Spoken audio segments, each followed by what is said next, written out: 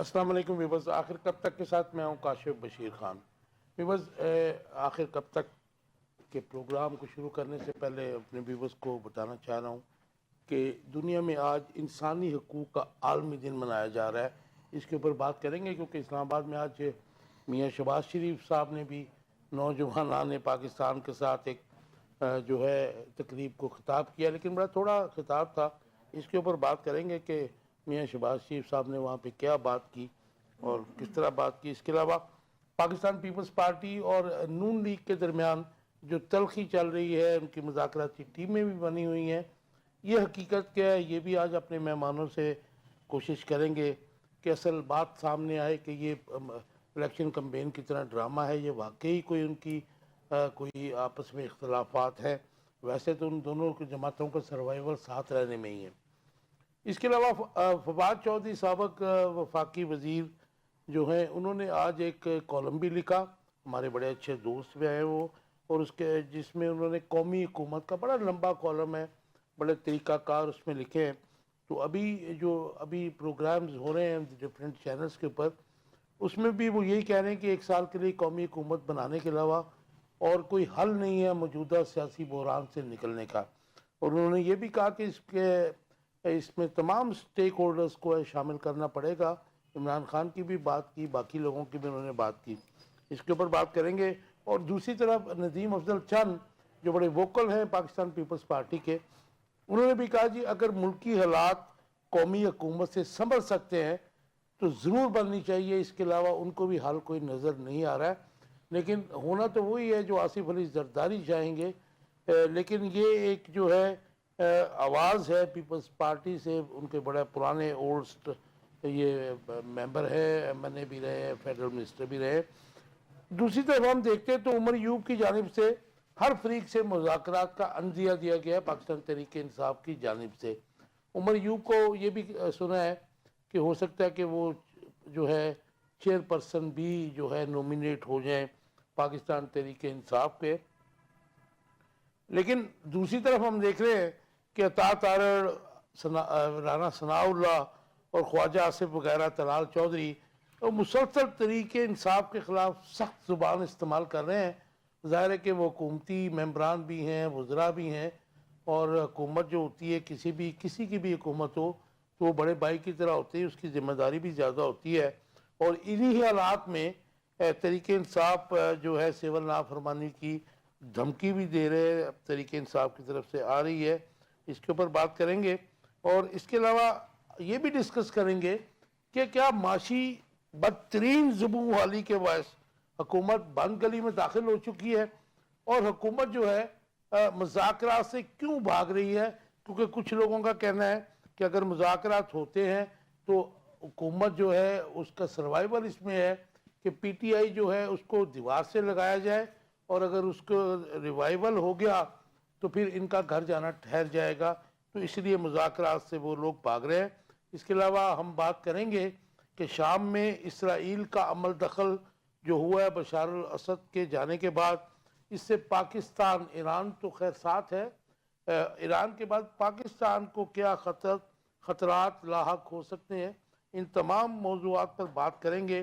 آج ہمارے ساتھ آخر کب تک میں انعام شیخ صاحب ہیں۔ Sheikh Sahab welcome to the show. Thank you sir. Mazhar Chaudhry ہیں دوسرے guest. Mazhar welcome to the show. اور سینئر اینالسٹ ہمارے ساتھ ہیں اقبال شاہ صاحب۔ اقبال شاہ صاحب ویلکم ٹو دا شو۔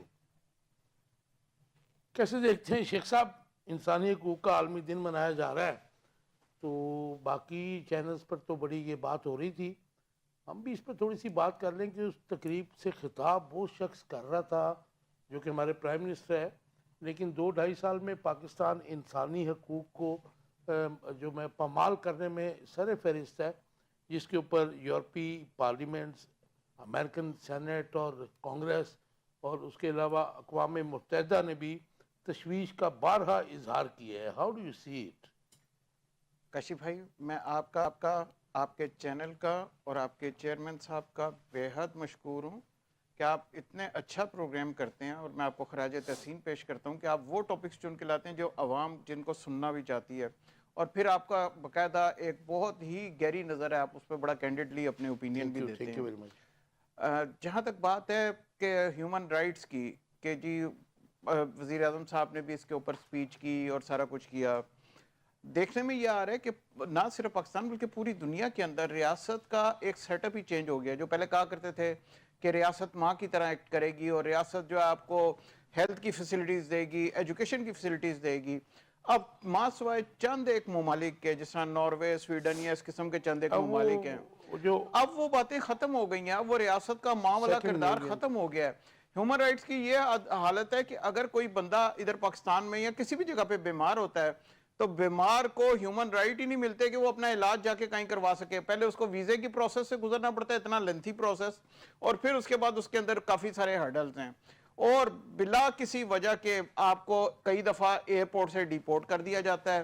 تو اب وہ ہیومن رائٹس کی وہ باتیں رہی نہیں ہیں جو آج سے آپ سمجھ لیجئے کوئی 10-15 سال پہلے تھی. ان کی بات کر رہے ہیں کہ جو افورڈ کرتے ہیں, جو جا سکتے ہیں. نہیں سر, کئی دفعہ وہ جینون کیس بھی اسی طرح کر دیتے ہیں. تو جب سے یہ 9/11 ہوا ہے, 9/11 کے بعد سے دنیا بدل چکی ہے. اب وہ آپ ہیومن رائٹس کا, ویسے تو سننے میں تو بڑا اچھا لگتا ہے کہ ہیومن رائٹ ڈے بھی منایا جاتا ہے, اس کی قدر بھی کی جاتی ہے, لیکن کہاں گئی ہیومن رائٹس کی وہ باتیں, امریکہ کی وہ باتیں, انگلینڈ کی وہ باتیں, جب افغانستان پہ بمباری ہوئی, جب عراق پہ بمباری ہوئی, جب شام پہ بمباری ہوئی, جب لیبیا پہ بمباری ہوئی, کہاں گئے وہ ہیومن رائٹس؟ اس وقت کہاں وہ سوئے ہوئے تھے؟ اس وقت وہ کہاں خواب خرگوش کے غفلت کی نیند سو رہے تھے؟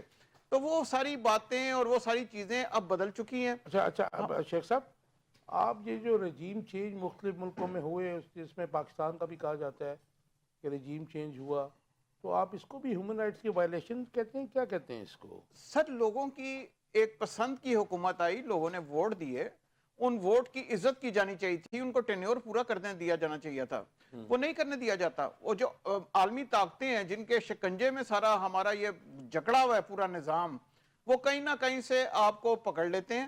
آئی ایم ایف سے پکڑ لیں گے, ورلڈ بینک سے پکڑ لیں گے, یا اور کسی زاویے سے پکڑ لیں گے, اور آپ کو اتنا مجبور اور لاچار کر دیتے ہیں کہ آپ کی حکومت تبدیل کر دی جاتی ہے. پھر ان کے پاس اتنے مسلز ہیں, I M F, world bank بھی تو استعمار اور سامراج, اور ان کے پاس اتنے مسلز ہیں سر, وہ کسی بھی طریقے سے حکومتیں چینج کر لیتے ہیں.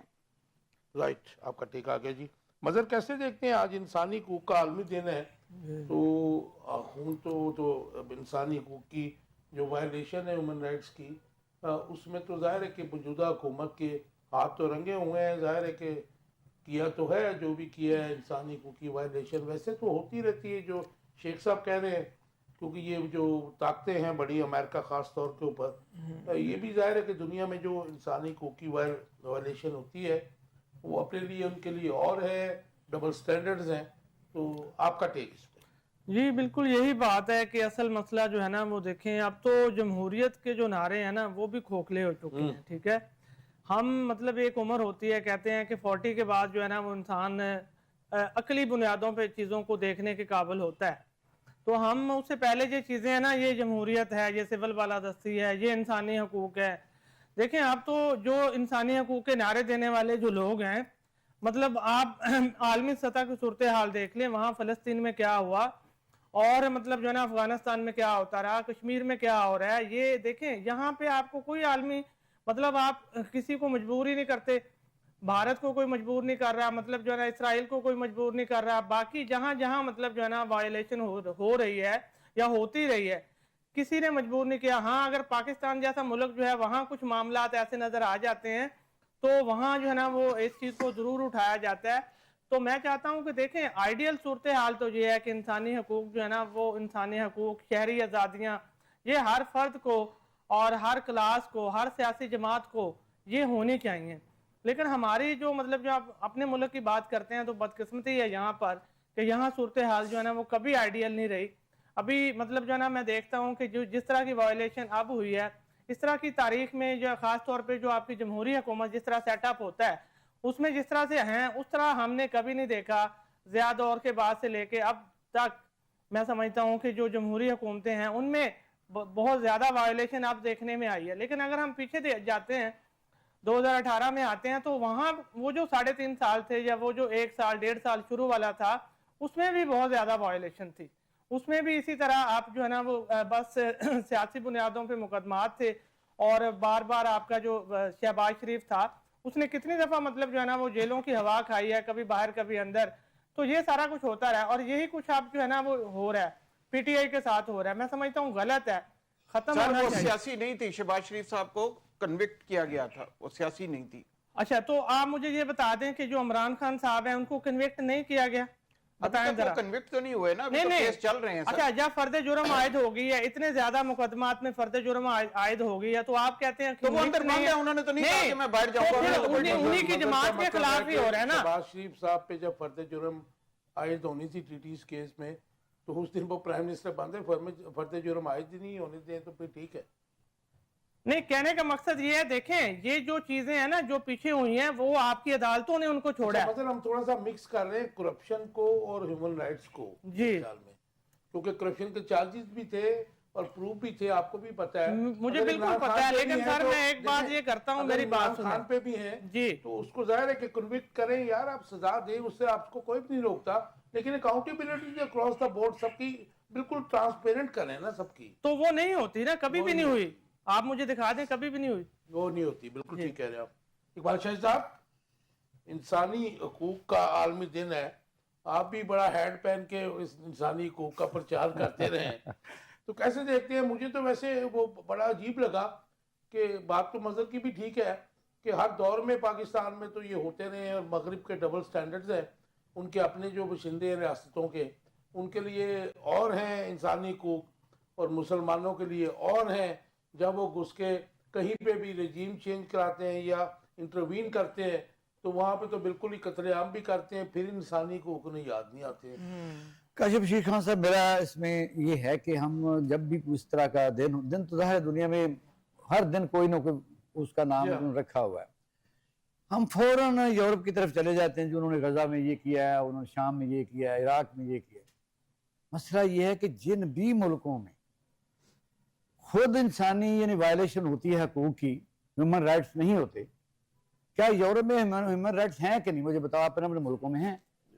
مسلمان ملکوں کو کیا موت پڑی ہوئی ہے کہ ان کے جو آپ 54 سال بعد بشار الاسد کا خاندان وہاں سے گیا ہے, کیا کسی آدمی کو کوئی حق نہیں تھا؟ یعنی وائلیشن تو ہم خود کرتے, جو ممالک ہم نے ایک تکیہ بنایا ہوا ہے کہ جی ان کو نظر کیوں نہیں آتا یونائٹڈ نیشن کو یا امریکہ کو یا یو کے کو, وہ تو ظاہر ہے ان لوگوں کے اپنے بیسٹ انٹرسٹ تو ہیں, وہ قرارداد ہی پیش کر سکتے ہیں, اعلانیہ نہیں یہ بات نہیں, میں کہتا ہوں ان کے بیسٹ انٹرسٹ ہیں, ان کے تجارت کے, ان کے اپنے ملک کے. کہنے کا مقصد ہے کہ ہر ریاست کو اپنے عوام کو انسانی حقوق دینے ہیں. کیا لیبیا میں جب ایک طبقے کو بنایا گیا تو ایک بے شک ہم کرنل قذافی کو بہت زیادہ اپریشیٹ کرتے ہیں, انہوں نے ترقی بھی دی, لیکن یہ مستقل ہو گیا, لیکن مستقل ہو گیا. عراق میں انہوں نے اپنے بیٹے کو چیف آف آرمی اسٹاف بنا دیا. اس طرح جو ریاستیں باقی بچی ہیں یہ کسی کو راستہ دیتے ہی نہیں ہیں. ہیومن رائٹس کہاں سے ہے؟ جو بھی ریاست ہے اس کا اپنا فرض ہے ہیومن رائٹس کا. اگر وہ ہیومن رائٹس اپنی ریاست کے باشندوں کو نہیں دیتے تو دوسرے ملکوں سے ہمیں کیا گلہ ہے؟ وہ تو موقع کی طاق میں رہیں گے. اس طرح ان کو ہم ملزم ٹھہراتے نہیں ہیں. وہ اپنی وجہ سے اپنے بیسٹ انٹرسٹ کے لیے ان ملکوں کو ٹچ کرتے ہیں یا ٹارگٹ کرتے ہیں جہاں ہیومن رائٹس کے وائلیشن ہو رہی ہے. آپ اپنے ملک کی جب بات کرتے ہیں, جب وائلیشن ہو رہی ہے ان کے لیے ترن والا بن جاتے ہیں ایسا ہی ہے. ممالک. اب ہمارے ملک کی جب ہم بات کرتے ہیں تو جب ہم ایک ہی لائن میں پرو دیتے ہیں جی پہلے بھی ہوتی رہی ہے. بھئی میں سمجھتا ہوں ایوب خان سے لے لیں, ٹھیک انہوں نے ایک اقتدار پر قبضہ کیا, کیا ہیومن رائٹس کی آج کل کی قسم کی نزدیک بھی تھی اس زمانے میں؟ یعنی مخالفوں کے لیے یہ تھا کہ وہ اپنی مرضی سے ادمانے کر سکتے ہیں. صاحب with the passage of time اور مختلف ادوار میں یہ بڑھتا گیا. ایسے ہی کہہ رہا ہوں, جب ہم کہتے ہیں کہ اس میں ضیاء الحق صاحب آئے, ضیاء الحق کے زمانے میں یہ بات درست تھی کہ مخالف پیپل پارٹی کے لیڈران کو اور ایکٹیو ورکرز کو آیا, باقی پورا ملک آرام سے بات کر رہا تھا. اور یہ بھی ہے کہ عورتوں کو نہیں اٹھایا جاتا تھا. کافی حد تک دن بدن ان کی جو خواتین جو رہنمائیں تھیں ان کو بھی پکڑا. کس کو پکڑا؟ مطلب بلاول رشید کی بیگم کو بھی انہوں نے تنگ کیا تھا. دیکھو ایک دو اب تو صورتحال اس سے بہت آگے ہے. اس وقت پاکستان جو ہے ہیومن رائٹس میں وائلیشن میں شاید دنیا کا نمبر 1 ملک ہو. اس لیے ایک ہی جگہ ایک طریقے کی کاروائی نہیں ہو رہی. اس وقت جو ہیومن رائٹس کی آپ بات کرتے ہیں, آپ آج ہی آپ کا پروگرام 7 سال پرانا میں نے دیکھا, 7 سال پرانا ریپیٹ ہو کے جب آتا ہے تو اس وقت واقعہ ہو رہا تھا آپ کے سامنے, ماڈل ٹاؤن کا ہم واقعہ ڈسکس کر رہے تھے. اب تو آپ دیکھیں کہ پاکستان کی سٹیٹ میں جو ایک دوسرے پر الزام ادارے لگا رہے ہیں انہوں نے کہا جی میرے ساتھ تو آرمی چیف کی بڑی مہربانی تھی، تو انہوں نے کہا نہیں ہم تو وزیر اعظم کے پابند ہیں. مسئلہ یہ کہ بات تو پھر انہوں نے ایلیگیشن تو کر دیا کہ جو گولی چلی ہے یہ ہے وائلیشن ہیومن رائٹس کی. ریاست کے ادارے اتنے ٹرینڈ ہوتے ہیں کہ وہ اس قسم کے پروٹیسٹ کو بھی قابو کرتے ہیں، وائلیشن نہیں ہوتی. اس وقت پاکستان دنیا کا میرا خیال ہے کہ ملک ہے وائلیشن کے حساب سے نمبر 1 پر ہے. اور رہ گئی یہ جو شام اپنی بات اب کرتے ہیں شام وغیرہ کی، وہ بعد میں تو وہ بھی آپ دیکھیں وہ کرتے ہیں، اس سے بعد آگے. اب یہ ایک بات تو بڑی مجھے سمجھ آتی ہے آپ تینوں کی باتوں سے، لیکن ہم کمپیریزن کرنے چل پڑتے ہیں، لیکن ہم بہت پیچھے ہیں ان سے، یورپ سے، آپ سے. ان کے ملک میں ہیومن رائٹس ہیں جی بالکل اپنے عوام کے لیے. لیکن آپ نہیں سمجھتے کہ اگر قانون اور آئین، کیونکہ جو مسلم ریاست ویلفیئر اسٹیٹ کا کنسیپٹ تو ہمارے اسلام سے لیا گیا نا، رسول کریم صلی اللہ علیہ وسلم نے دیا. اب جو آپ دیکھ لیں، آپ جن کا نام لے رہے تھے، ناروے، سیکنڈ نیوین کنٹریز جو ہیں، سویڈن، ڈنمارک، ان کا 97، 98، 99% تک ان کا جو ہے ثمرات ہیں حکومت کے یا ڈیموکریسی کے. ہمارے تو خیر ڈیموکریسی کا نام ہی ہے. تو آپ نہیں سمجھتے کہ ہمارا آئین بھی بڑا ظاہر ہے کہ پہلے 25 آرٹیکل جو ہیں وہ ہیومن رائٹس کی بات کرتے ہیں. تو اگر آئین کے مطابق چلا جائے تو میرے خیال میں ہمیں کوئی اور کسی چیز کی ضرورت نہیں ہے. کاشف بھائی اس کو ذرا تھوڑا سا نا غور سے دیکھنا پڑے گا. جو جتنی ہم بات کرتے ہیں نا یورپ کے ممالک کی، ادھر بھی کوئی ہیومن رائٹ نہیں ہے. جتنے مسلمان جاتے ہیں اتنی ہپوکریسی ہے، ان کو آگے آنے نہیں دیا جاتا، ان کے بچوں کو آگے آنے نہیں دیا جاتا، ان پہ ہوٹنگ کی جاتی ہے. تو وہ تو ایک چیپٹر ہی آپ علیحدہ کر دیں. اسلام ہمیں یہ تعلیم دیتا ہے. یہ ہیومن رائٹس تو ابھی انگریزوں نے شروع کیا نا. میں تو بات کر رہا ہوں ریاست، کوئی بھی ریاست اپنے باشندوں کے ساتھ جو بھی، میں اسی پہ آ رہا ہوں. یہ تو ابھی امریکہ نے اور انگلینڈ نے ہیومن رائٹس پچھلے 30-40 سال میں شروع کیا ہے. اسلام نے 1400 سال پہلے ہیومن رائٹس بیان کر دیے تھے. اسلام نے کہا تھا کہ یہ تمہارا معاشرہ ہے اور اس معاشرے کے اندر تمہارے یہ فرائض ہیں، پہلے تم نے یہ فرائض ادا کرنے ہیں اپنے ہمسائے کے ساتھ، اپنے والدین کے ساتھ، اپنے رشتہ داروں کے ساتھ، اپنے محلے داروں کے ساتھ. ہم اس معاشرے کو تکمیل تک پہنچا ہی نہیں پائے. ہم لوگوں نے کوشش ہی نہیں کی اس چیز کو فالو کرنے کی. ہم آدھا تیتر اور آدھا بٹیر رہے. ہم نے نہ اس کو فالو کیا نہ یورپ کو صحیح فالو کیا. کسی ایک سائیڈ پہ ہم چلے جاتے ہیں نا تو ہم کامیاب ہو جاتے ہیں. اچھا مجھے مختصر جواب دیجیے تاکہ اگلے ٹاپکس پہ ہی چلیں. یہ جو ہیومن رائٹس کی ہم بات کرتے ہیں، اس میں جو ریاست کے باشندے ہیں یا عوام کہہ لیے، ماسز کہہ لیجیے، ان کا رول کتنا ہے جو ہم دیکھتے ہیں کہ یہاں پہ مطلب وہ ہم اسے ناپید پاتے ہیں؟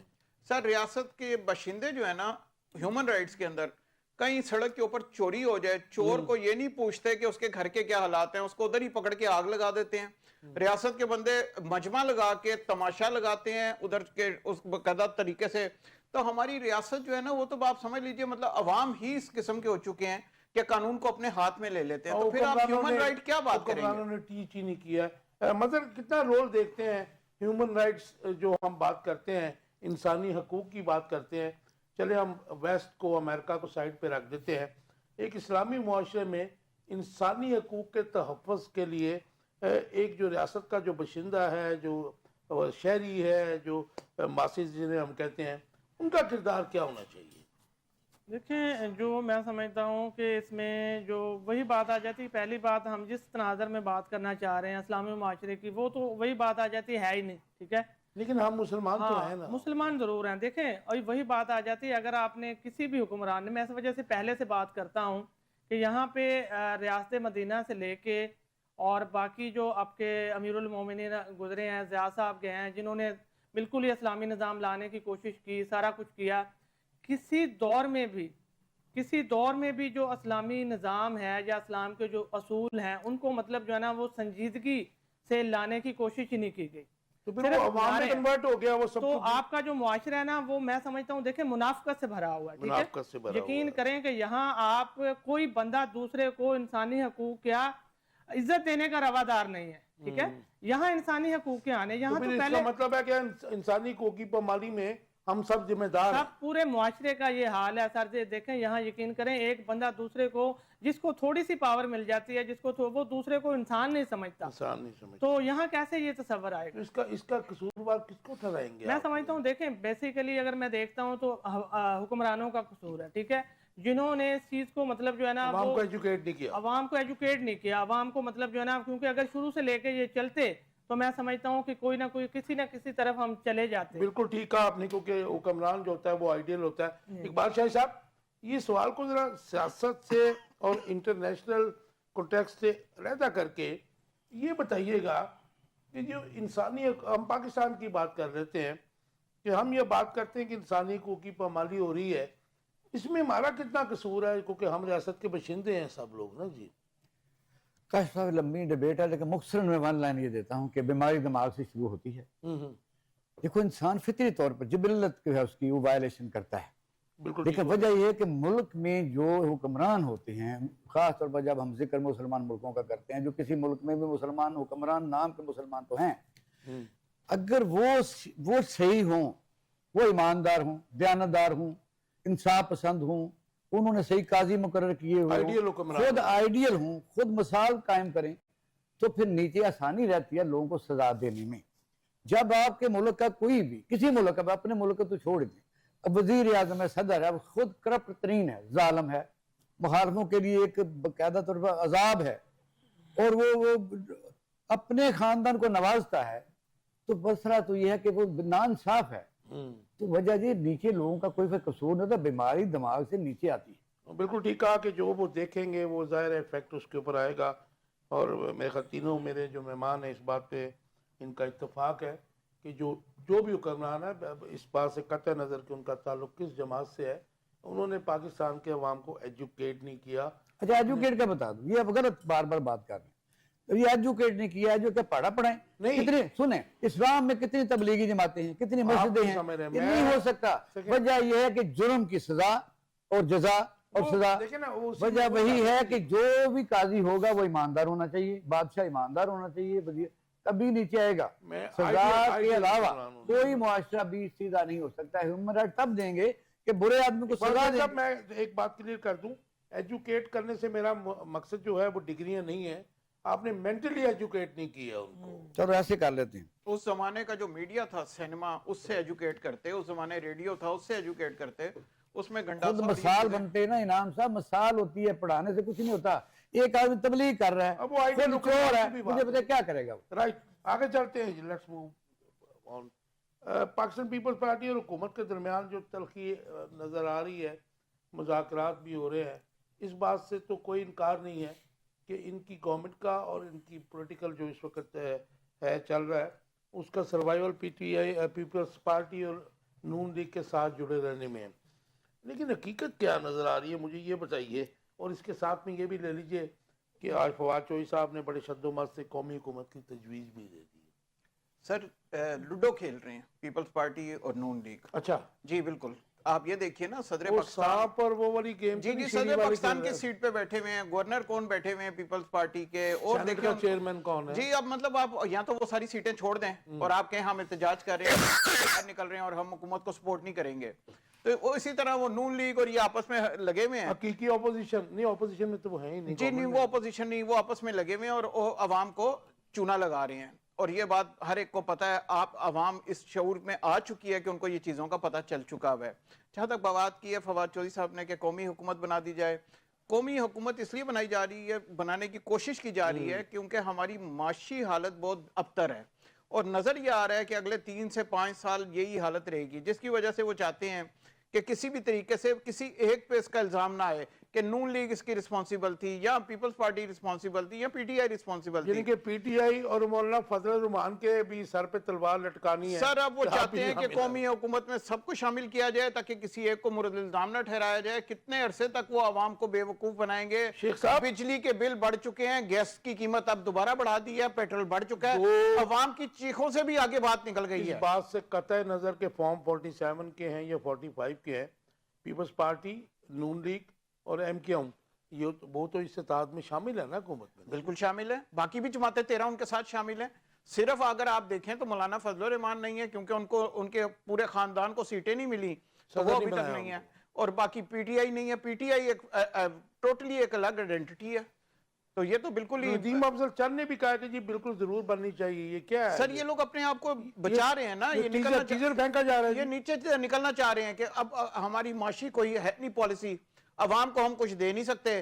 اور جتنی مہنگائی انہوں نے کر دی ہے اور جتنے ٹیکسز لگا دیے ہیں، یہ پورے ساؤتھ ایشیا میں تو کیا پورے ایشیا میں سب سے زیادہ ٹیکسز ہیں، اور ریٹرن میں آپ کو کچھ نہیں ملتا. ریٹرن میں کچھ بھی نہیں ہے. جی مظہر یہ جو لڑائی ہے ان کی وہ ہم دیکھتے آ رہے ہیں کہ الیکشن کمپین میں بھی آپ یاد ہے آپ کو کہ کس قسم کے دل خراش قسم کے نعرے لگاتا تھا بلاول زرداری، اور اس کے بعد رات کو 2 بجے بیٹھا ہوا تھا وہ ان کے ساتھ جوائنٹ وینچر میں. تو یہ جو لڑائی حقیقت کیا ہے؟ یہ ایسی وہ جیسے شیخ صاحب کہہ رہے ہیں کہ لوڈو کھیل رہے ہیں، یہ سانپ سیڑھی والا کھیل کھیل رہے ہیں. اور یہ قومی حکومت کی جو تجویز ہے یہ ٹیزر ہے، کیونکہ ایسے ٹیزر جو ہیں آپ کو یاد ہوگا، شاید آپ کو نہ یاد ہو، آج سے 30 سال پہلے جب گورنمنٹ جانی ہوتی تھی یہی ہوتا تھا. صبح صبح ہم اخبار پڑھتے تھے تو یہ ہوتا تھا گورنمنٹ کہیں نہیں جا رہی، تو ہم ایز اے جرنلسٹ بھی سمجھ جاتے تھے کہ گورنمنٹ جا رہی ہے. تو یہ کیا ہے معاملہ بتائیے مجھے. اچھا اس میں دیکھیں جو پیپلز پارٹی اور نون لیگ کا معاملہ ہے نا، اس حوالے سے تو آپ مطلب جو ہے نا سارے بھول لوگ جائیں. یہ شانت رکھیں کہ یہ کوئی لڑائی نہیں ہے، یہ کچھ نہیں ہے، اسے لینے دینے کا معاملہ ہے.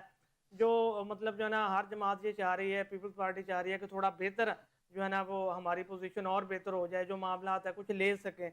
تو یہ تو اور کوئی مسئلہ نہیں ہے، یہ ابھی حل ہو جائے گا. اگر ہے آپ کا بھی کوئی مطلب معاملہ ہے کہ یہ گدوں کی طرح جی، جو ہے اور اچھا پیس کی چکر میں وہ کون سا چیزیں پیس ہیں ہمارے جی پاس بالکل ہے. اسی طرح ہے. باقی جو آپ قومی حکومت کی کہہ رہے ہیں نا، میں تو اس میں مجھے تو کوئی نظر نہیں آ رہی کہ قومی حکومت کوئی بن رہی ہے یا اس طرح کی کوئی سنجیدگی نظر آ رہی ہے، بالکل نہیں ہے. اور دوسری بات یہ ہے کہ دیکھیں قومی حکومت ایک ایسا معاملہ ہے جو کم از کم میں سمجھتا ہوں جہاں سے ہم نے ہوش سنبھالے ہیں اس وقت سے سنتے آ رہے ہیں، لیکن آج تک قومی حکومت نہیں بنی. 2022 میں قومی بنی نا جی. جی وہ نہیں دیکھیں مائنس پی ٹی آئی. لیکن وہ نہیں بات سنیں، قومی حکومت آپ خود سمجھتے ہیں کہ جب سب سے بڑی جماعت آپ کی باہر ہے 50% سے، جس کو مطلب جو سمجھتی ہے کہ ہماری زیادہ وہ ہے، تو پھر کیسے قومی حکومت ہو سکتی ہے؟ ٹھیک ہے تو اب بھی باہر ہے.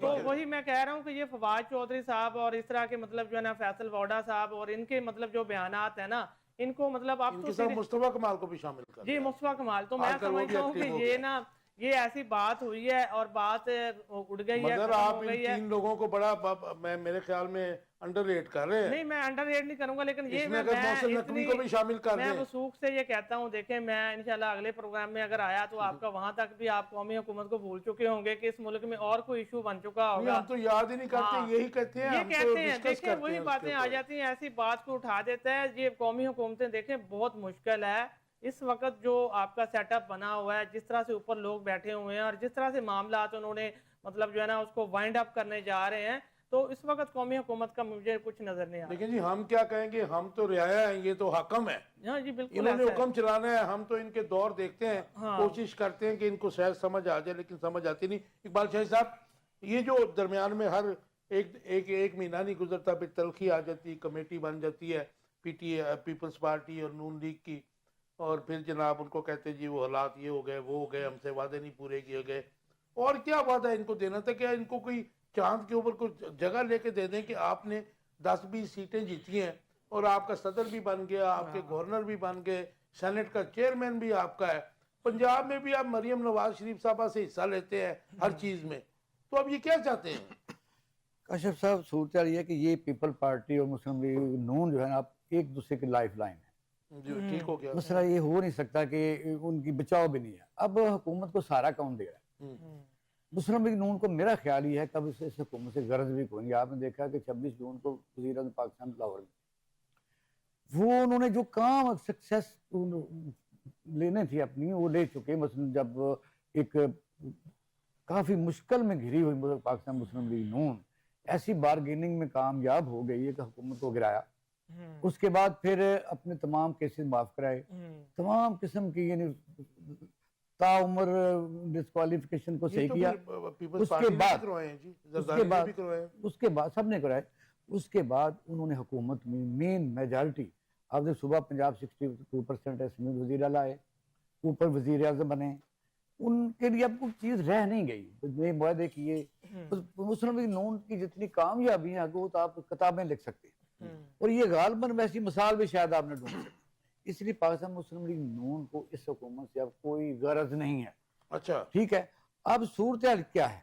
صورتحال یہ ہے کہ جن لوگ ان کو لے کے آئے وہ کہتے بھی ہمیں آپ جانا نہیں دینا، آپ کو ہمیں آپ نہیں جا سکتے کہ ہمیں چھوڑ کر کہاں جاؤ گے. کیا میاں شہباز شریف شیخ کرتے کہ اکیلے نہ جانا ہمیں چھوڑ کر. تمہارے بنا بھلا ہم کیا جئیں گے. اب صورت آ رہی ہے کہ میں بالکل مظہر صاحب کی بات کو 100% سیکنڈ کرتا ہوں. اس حکومت کو سارا کسی نے دیا ہوا, جو حکومت وہ نہیں چھوڑنا چاہتی, یہ تو شاید کب کے چھوڑ چکے ہوتے. اب آپ دیکھیں اس وقت ملک میں ہو کیا رہا ہے. چاروں صوبوں کے چیف سیکرٹری کس کے ہیں, چاروں صوبوں کے آئی جیز کس کے ہیں, ان کو ٹرانسفر کو مجھے وزیر اعلیٰ کر کے دکھا دیں. نمبر 1. پاکستان کا وزیر داخلہ جو لا اینڈ آرڈر کا سچویشن ہے وہ کون ہے؟ پھر یہ ہاکس مسلم لیگ نور کے اندر ہیں جو بینیفیشریز ہیں کہ جب تک لڑائی رہے گی ان کی ضرورت رہے گی. وہ آپ وزیر قانون کو لے لیں, کسی اور کو لے لیں. اس وقت جنگ جو ہے وہ مفادات کیا اور یہ شکنجے میں آئے ہوئے ہیں. وجہ یہ ہے کہ اگر آپشن ہو, میں دیانت ایسے کہتا ہوں, اگر آپشن ہو آسانی سے تو پاکستان مسلم لیگ نون کا اقتدار سے کوئی غرض نہیں ہے. لیکن مجبوری یہ ہے کہ ایک تو اندر ہاکس جن کا کاروبار ہی جو ہے وہ اس لڑائی میں ہی بینیفٹ ہے ان کو. دوسرا یہ ہے کہ جن لوگوں کی وجہ سے یہ ہے وہ کہتے بھی ہمیں کیا تم ہوتے کون رہ گی. جو نیشنل گورنمنٹ کی بات, وہ اگر کوئی حادثہ ہوا تو یہ سارے نہیں ہوں گے. اچھا, وہ یہ ہوگی کہ حکومت بنے گی صحیح. آپ دیکھیں کہ بے شک ابھی تو چیزیں نظر ایسی آ رہی ہیں, جب اب آدمی حکومت میں ہوتا ہے تو میں ایک مثال دے دیتا ہوں کہ 1986 میں بے نظیر دنیا کا سب سے بڑا جلوس لے کے آ رہی تھی, تو ہم اسلام آباد میں تھے. میاں صاحب اور ضیاء اللہ خلاف تھے, جنیجو صاحب نے کہا نہیں آنے دو. اب یقین کہ اسلام آباد میں تو نارمل حالات تھے, منسٹر بھی بات کر رہے تھے. وہ یہ کیا ہے, جب یہ آدمی اقتدار میں ہوتے ہیں تو وہ اس آندھی اور طوفان کا پتہ نہیں چلا سکتا. جس طرح میاں نواز شریف شہباز سے اڑے جلسہ کر کے للکارے مارتے ہوئے. تو جب اسلام آباد میں پہنچے تو آپ نے دیکھا کہ جنرل اس کو جو بٹ تھا ضیاء الدین بٹ کو بنانا پڑا. پھر کیا ہوا, آج تک رول رہے ہیں. سیاستدانوں کی آنکھیں ناک کان گمراہ ہو چکے ہیں, ان کو اللہ تعالیٰ نے سے چھین لی بینائی. چاہیے تو یہ کہ مجھے بتائیے یورپ میں لوگ آرام سے 2 ٹرینر کے بعد جیتے ہیں, جا کے ریڈیو سے مونگ پھلی کھاتے ہیں, لمبی زندگی کھاتے ہیں. بھئی آپ جمی کارٹر کو دیکھیں, میں نے 1986 میں اس کے ساتھ کھانا کھایا ہوا, ابھی زندہ ہے مزے سے. بھئی زندہ تو ہے نا, ہم مرنا چاہتے ہیں. کوئی مسلمان حکمران مجھے بتا دیں سوائے چند ایک جو مرنے کے علاوہ گیا ہو, جو مرنے کے علاوہ گیا. اب آپ دیکھیں یہ ہے گمراہی, یہ ہے خدا کی مار. بھئی آدمی پریا میلہ چھڑے تے جائے. اس وقت پاکستان میں آپ دیکھیں لائٹ نہ لینا, افغانستان سے بنگلہ دیش سے شام, اور پھر کون رہ گیا؟ کبھی آپ کی بارے میں تو آ سکتی. اس پہ بات کرتے ہیں اینڈ میں ہم. شیخ صاحب مجھے ایک بات بتائیے گا, مختصر جواب دیجیے گا کہ یہ جو 26 نومبر کو جو کچھ ہوا اس کے بعد اگلے دن یہ میاں شہباز شریف صاحب نے کہا, اور میں سمجھتا ہوں کہ یہ بہت بڑی میرے خیال میں بددیانتی تھی, انہوں نے کہا جی آرمی چیف نے ہماری یہ ہیلپ کی اور ہماری جو ہے انٹیلیجنس ایجنسیاں انہوں نے ان کو ریموو کرنے میں دہشت گرد, آج بھی بڑے شد و مات سے انہوں نے کہا چھوڑوں گا نہیں جنہوں نے حملہ کیا. بھائی آپ تو مطلب ایک آپ کا پولیٹیکل رائٹ ہے کسی بھی پولیٹیکل جماعت کا, وہ اتنے جو ہے شد و مات سے اس طرف کیوں آ رہے ہیں, جو کام کرنے والے ہیں وہ کیوں نہیں کر رہے ہیں؟ اور دوسرا آپ نہیں سمجھتے کہ مریم نواز شریف صاحبہ نے بھی کہا کہ میں نے پنجاب پولیس کو سختی سے منع کر دیا تھا کہ وہ گولی نہ چلائے, تو پھر کس نے چلا دی؟ کس پہ الزام لگا رہے ہیں یہ حکمران؟ سر جب آپ کے پاس کرنے کو کچھ نہ ہو پھر آپ اسی قسم کی باتیں کرتے ہیں. مطلب اکانومی آپ کی بالکل ٹرپل کر چکی ہے, اکانومی گرو نہیں کر رہی. صرف آپ دیکھتے ہیں اسٹاک ایکسچینج اور کہتے ہیں ہماری اکانومی اوپر وہ جا تو رہی ہے. آرٹیفیشل رائٹ ہے, اس کو غریب آدمی کا ذرا حالت جا کے دیکھیں تو آپ کو پتہ چل جائے گا. اب میاں صاحب اس طرح کی اگر باتیں کرتے ہیں تو آگے سے ان کو جواب بھی مل گیا. آرمی نے تو بڑا کلیئر کہہ دیا کہ ہم نے وزیر اعظم کے آرڈرز پہ چلنا ہوتا ہے. انہوں نے کبھی بھی نہیں کہا کہ ہم نے یہ لائن کراس کیا. وہ کہتے ہیں ٹھیک ہے ہمارے باس ہیں, ہم نے ان کے آرڈرز پہ چلنا ہے. جو لیگل آرڈرز آتے ہیں وہ اس کو فالو کرتی ہے. آرم فورسز کے اندر تو بڑا سیدھا سیدھا طریقہ ہے. ادھر تو آپ کو پتا ہے کہ وہ اپنے سینئر موسٹ جرنیل کو بھی پکڑ لیتے ہیں اور ادھر بھی بخشش نہیں ہے. مگر یہ نون لیگ کی ہسٹری ہے پاسٹ کی کہ میاں صاحب بھی جب جتنی دفعہ پرائم منسٹر رہے ہر آرمی چیف کے ساتھ انہوں نے لڑائی کی, کنفلکٹ ہوئی. مرزا اسلم بیگ سے شروع ہوتا ہے کام اور یہ باجوہ صاحب تک چلتا ہے. تو یہ آپ کیسے دیکھتے ہیں وزیر اعظم اور وزیر اعلیٰ پنجاب کے یہ جو بیانات تھے؟ آپ نہیں سمجھتے کہ ہماری افواج پاکستان کو ملائن کرنے کی کوشش کی گئی؟ اچھا دیکھیں آپ مطلب اس کو وہ کر لیں, اگر ہائی لائٹ کر کے دیکھ لیں تو پھر تو شاید اس میں سے کچھ نکل آتا ہے. میں سمجھتا ہوں یہ چھوٹے موٹے اس طرح کے بیانات ہو جاتے ہیں. مجھے تو اس میں مطلب ایسا کوئی خاص نظر نہیں آتا. دیکھیں جب بھی کوئی معاملہ آئے گا نا، جس وقت حکومت بیٹھی ہوئی ہے تو معاملہ حکومت پہ ہی آنا ہے، ٹھیک ہے. آپ پروٹیسٹ ہے جو بھی ہونا ہے اس میں کوئی بندہ نہیں یہ کہہ سکتا کہ کسی طرح، کیونکہ فوج اگر آئی ہے یا رینجر اگر آئے ہیں تو وہ حکومت کی مطلب جو ہے نا منگوانے پر، ان کے طلب کرنے پر آئے ہیں.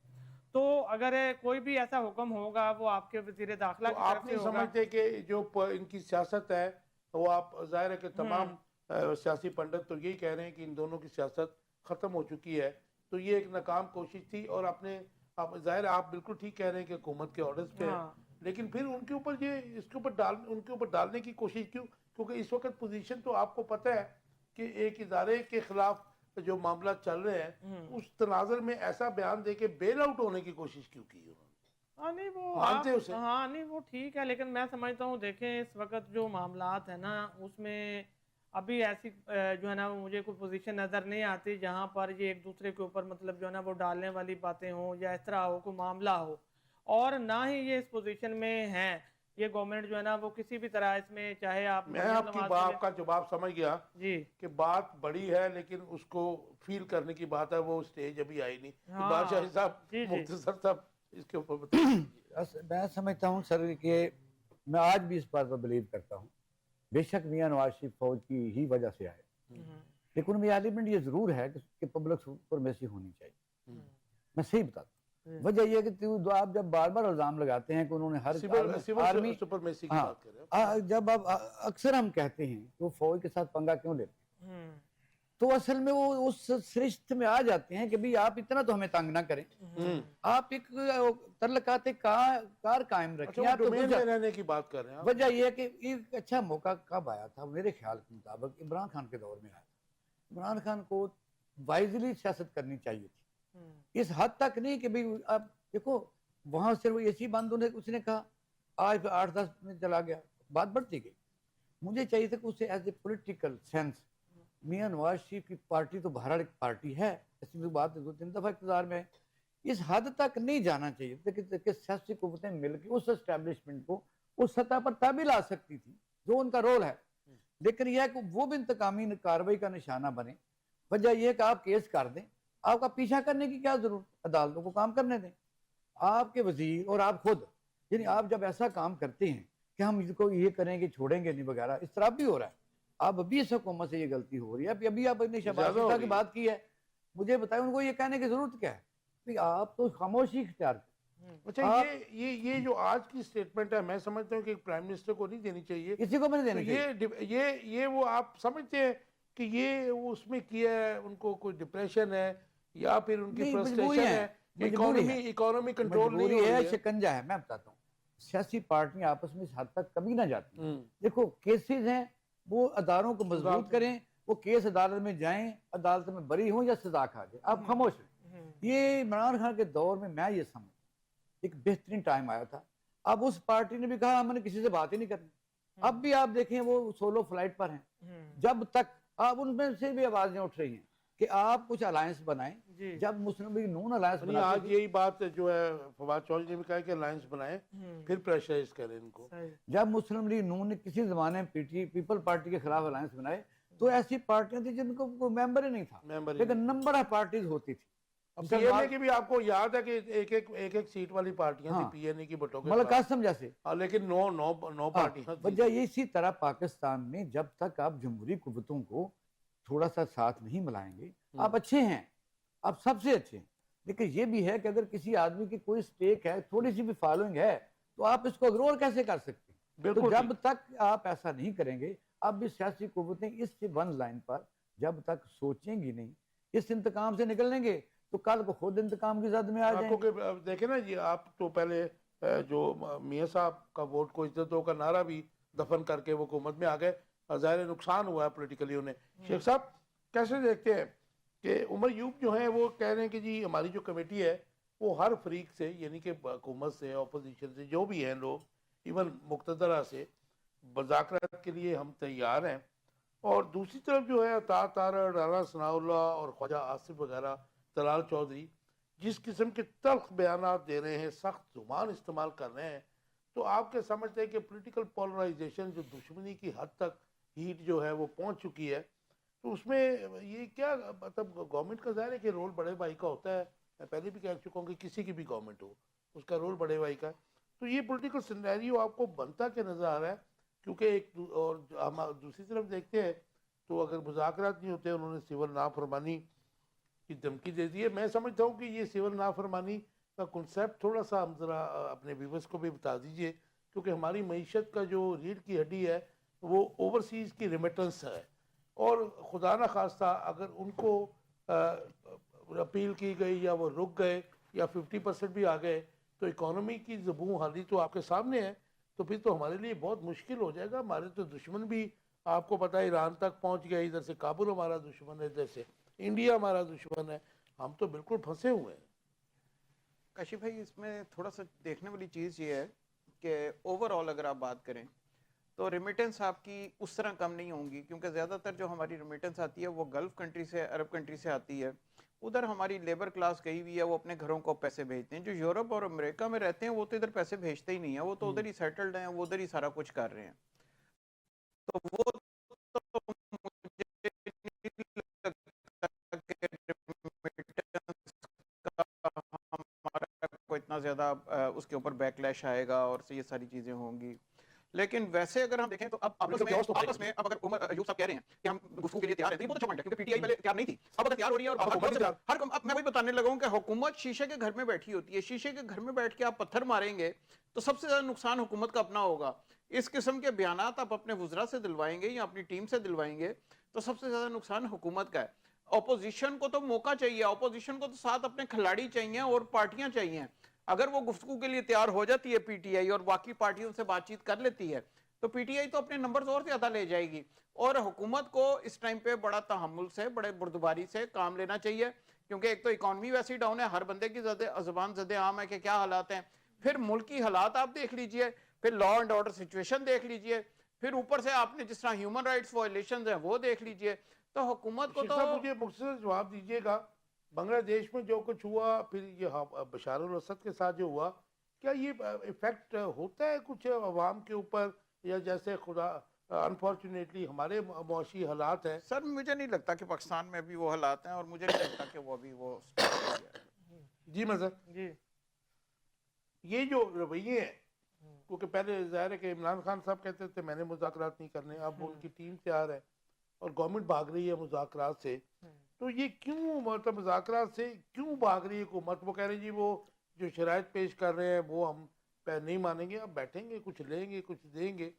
تو یہ کہیں یہ تو نہیں ہے کہ اگر ان کے مذاکرات میں سے ایک بھی مان لیا جائے تو ان کو گھر جانا ٹھہر جائے گا, کیونکہ پی ٹی آئی کو دیوار سے لگانے میں ہی ان دونوں جماعتوں کا سروائیول ہے, میں سمجھتا ہوں.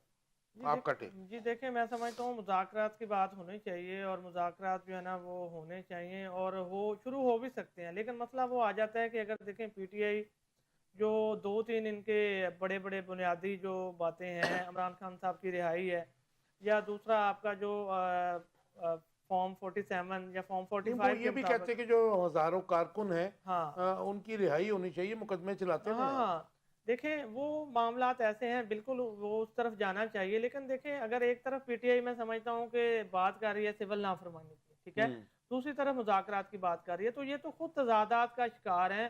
مطلب میں سمجھتا ہوں کہ دیکھیں جب آپ نے کچھ اسٹریٹجی اپنانی ہے تو پچھلی دفعہ آپ نے جو اپنا لانگ مارچ ہے, آپ نے جو اپنا دھرنا ہے, وہ اسی وجہ سے مطلب اس کا زور ختم کروایا کہ اس سے پہلے مذاکرات کی باتیں شروع ہو گئیں. اچھا اب کیا, آپ دیکھیں سول نافرمانی ایک بڑی بہت بڑے پیمانے پہ, دیکھیں بار بار جب ایک بات کو آپ بار بار دہرائیں گے, یہ پہلے بھی عمران خان صاحب کہہ چکے ہیں اور اس وقت بھی یہ ناکام ہوئی تھی, اور اب بھی جیسے کہ یہ شیخ صاحب نے بات کی ہے. دیکھیں اصل بات یہی ہے, آپ کے 90% سے زیادہ جو آپ کے لوگ ہیں وہ گلف کنٹریز میں ہیں, اور جو لوگ وہاں محنت مزدوری کرنے جاتے ہیں, اور اگر وہ نہ مہینے کی بنیاد پہ نہ بھیجیں تو ان کے گھروں کے چولہے نہیں جلتے. وہ زیادہ سے زیادہ 1 مہینہ بس کر لیں گے. باقی وہی بات آ جاتی ہے کہ یہ بڑے پیمانے پہ اس سے میں اس کو کامیاب ہوتا نہیں مثلا دیکھ میں پا نے رہا. اوورسیز کے لیے کام بھی کیا, آپ کو پتہ ہے, جی جوید مالک صاحب کے صاحب ہے, تو لیکن مجھے یہ پتہ ہے کہ گلف میں بھی یا پھر مڈل ایسٹ میں جو لوگ ہیں وہ ساری لیبر کلاس نہیں ہے, اور بہت سارا پیسہ جو ہے وہ یہاں پہ انویسٹ بھی کرتے ہیں, پلاٹس بھی لیتے ہیں, اور اس کے علاوہ انویسٹمنٹیں دوسری کرتے ہیں. تو یہ میرے خیال میں نہیں کہتا کہ وہ لوگ روک دیں گے, یا مجھے نہیں پتہ کیا ہوگا, لیکن وہ مطلب وہاں سے بھی پیسہ ہمیں آتا ہے بہت زیادہ. اچھا دیکھیں میں کیونکہ آپ دیکھیں نا وہ 100 پاؤنڈ بیچتے ہیں جی تو ہمارے لیے وہ 35,000 روپیہ بن جاتا ہے. بالکل ان کا 100 پاؤنڈ ہے. ہاں دیکھیں دیکھیں شیخ صاحب ایسے ہی ہے نا, یہاں ہم ایک بات کر رہے ہیں کہ دیکھیں اس وقت اگر عمران خان یا پی ٹی آئی جو ہے نا وہ مذاکرات کر رہی ہے, حکومت نہیں کرنا چاہ رہی, تو ہم تو یہ چاہ رہے ہیں کہ مطلب مذاکرات ہوں, ٹھیک ہے, بالکل کیونکہ جمہوریت میں مطلب جیسے بھی آپ کی حکومت ہے, نمائندہ حکومت ہے, جس طرح کی بھی ہے, مذاکرات سے بات ہوتی ہے اور ہونی چاہیے. دیکھو دوسری طرف جب آپ سول نافرمانی پہ جاتے ہیں اور دن بھی کوئی نہیں رہ گیا, اس میں 14 15 16 تاریخ دی ہوئی ہے آپ نے, فائنل تو نہیں دی. اچھا فائنل اگر نہ بھی دیں, میری بات سنیں, تو جب آپ وہ ایک طرف لے کے آتے ہیں یا اپنے کارکنوں کو کہتے ہیں, ایک ہفتہ پہلے کہنا پڑے گا نا آپ کو, وہ کہتے ہیں, تو دیکھیں اس طرف آپ مذاکرات کی بات کرتے ہیں, اس طرف آپ یہ بات آپ کرتے کی ہیں. اور بات سے اگر میں ایگری کرتا ہوں کہ اس کا مطلب 5% ایفیکٹ بھی نہ ہو, لیکن پھر بھی گورنمنٹ کو تو ظاہر ہے کہ اس کے اوپر مطلب جو ہے انیشیٹو لینا چاہیے نا. جی جی میں دوسرا یہ بات کرنا چاہوں گا, دیکھیں اگر پی ٹی آئی اس کے اوپر تھوڑا سا مطلب جو ہے نا وہ قائم ہوتی ہے اور اس کی کوئی ڈیٹ دیتی ہے یا اس طرف چلتی ہے, تو پھر تو حکومت مذاکرات کی طرف آئے گی نہیں نا. پھر تو مطلب ان کو یہ ہوگا کہ وہ ان کی نیگیٹو جو ہے نا وہ ایک بات کریں گے کہ یہ تو کھلی کھلی ملک دشمنی ہے.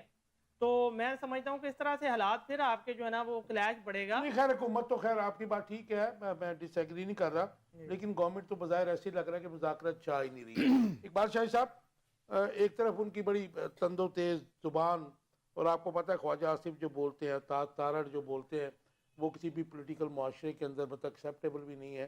پھر وہ طلال چودھری صاحب آ جاتے ہیں, اور ایک تو ہمارے لیے پرابلم یہ ہے کہ کسی بھی سیاسی جماعت کے وہ رہنما جن کو عوام نہیں سننا چاہتے, ان کو امپوز کیا جاتا ہے سارا دن کہ آپ ان کو سنیں, چاہے وہ پی ٹی آئی سے ہیں یا پھر نون لیگ سے ہیں یا ایون شرجیل میمن صاحب ہیں.